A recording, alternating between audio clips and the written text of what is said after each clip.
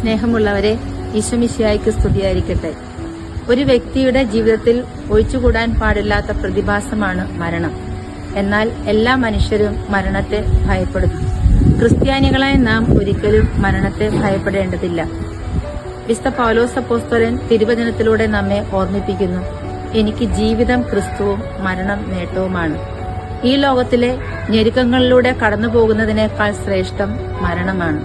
എല്ലാം വിട്ടുപേക്ഷിച്ച് മരണത്തെ ആശ്ലേഷിക്കാനാണ് ഞാൻ ആഗ്രഹിക്കുന്നത്.